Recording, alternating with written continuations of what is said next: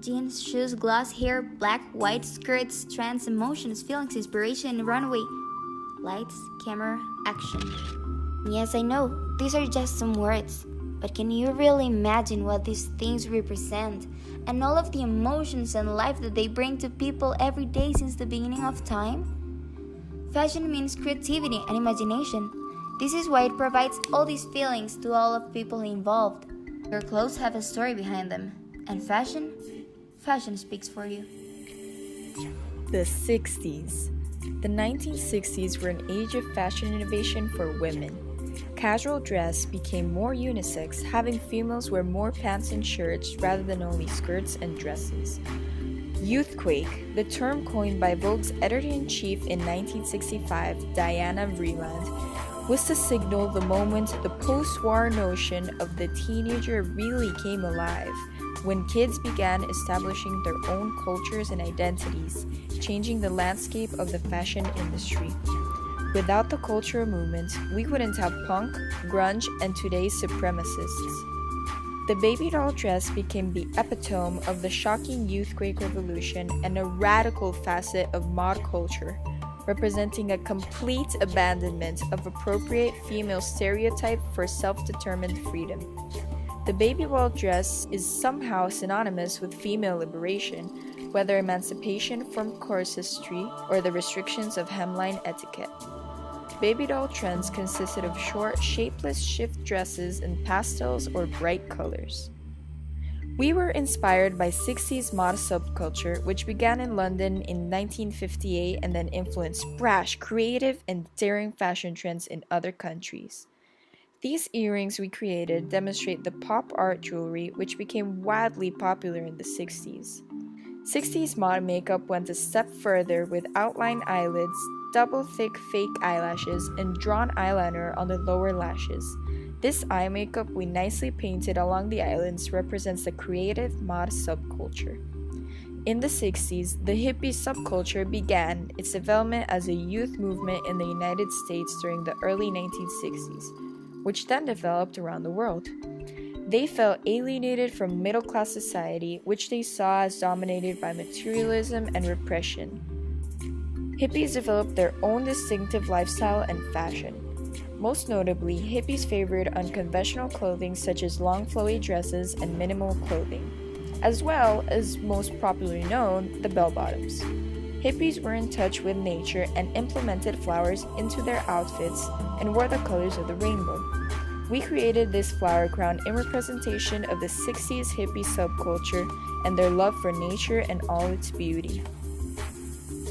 The 70s. Fashion in the 1970s was all about individuality. In the early 1970s, Vogue proclaimed there are no rules in the fashion game now due to overproduction flooding the market with cheap synthetic clothing.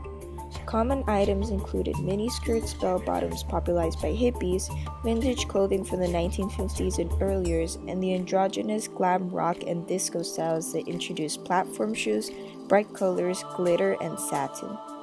The disco music genre spawned its own fashion phase in the mid to late 1970s. Young people gathered in nightclubs dressed in new disco clothing, which brought far-flung fashions together like no other movement had. 70s disco fashion was the love child of many formerly segregated subcultures, breaking boundaries within its blood. The culture took hippies' free love ethos to its most dramatic conclusion, throwing anything and everything together and wearing it with pride. The brilliant tones of sequins, feathers, and bright makeup stood out in a sea of white suits and gold chains. Women were wearing pants in record numbers. They paired bell-bottoms with halter neck tops and finished the look with slingback sandals or platform boots. We were definitely overwhelmed by the disco fever and created a pair of bell-bottoms of our own. The 80s. Baggy bell-bottoms from the previous decades disappeared in favor of skin-tight bodywear, which gave way to the 80s fitness wear craze. Both genders wore leotards, bodysuits, and stretch pants that soon became emblematic of the club scene. As silhouettes got slimmer, hair got more dramatic. Styles like long hair on men and afros on both men and women, once hallmarks of the counterculture, hit the discotheques in mainstream America alike. Stars like Farrah Fawcett popularized feathered hair for women, and men weren't far behind. For those who didn't tag along all the way through with the fitness wear trends, shoulder pads and Lego mouton sleeves were a big hit in their lives. In men's styles, shoulder pads are often used in suits, jackets, and overcoats for proper fitting. However, at this time, their inclusion depended by the fashion taste of the day. Lego mouton sleeves, the smaller puffed sleeves which were revived at this time, were based on styles from the 1820s. The Lego mouton sleeves forms from a voluminous gathering of fabric at the upper arm that tapers to a tight fit from the elbow to the wrist. In the 1820s, sloping shoulders were viewed as a sign of beauty.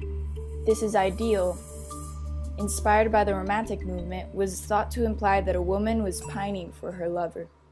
Coming back into style in the 1980s, designers were inspired by numerous times to craft a contemporary silhouette for all kinds of people to wear. The shirt we designed and sewed portrays the sloping shoulders and the tighter midriff of the 80s look. 90s through the 2000s. For most of the decade, 1990s fashion in Europe, Oceania, Asia, and America was defined by return to minimalist fashion in contrast to the more elaborate and flashy trends of the 1980s. One notable shift in the Western world was the mainstream adoption of tattoos and body piercings. The popularity of grunge and alternative rock music helped bring the simple, unkempt grunge look to the mainstream by 1992. The anti-conformist approach to fashion led to the popularization of the casual chic look that included round or rectangular elongated sunglasses, t-shirts, jeans, hoodies, and sneakers, a trend which continued into the 2000s. These elongated winged sunglasses that we have paired with our outfit flash the look of anti-conformists that popularized in the 90s decade.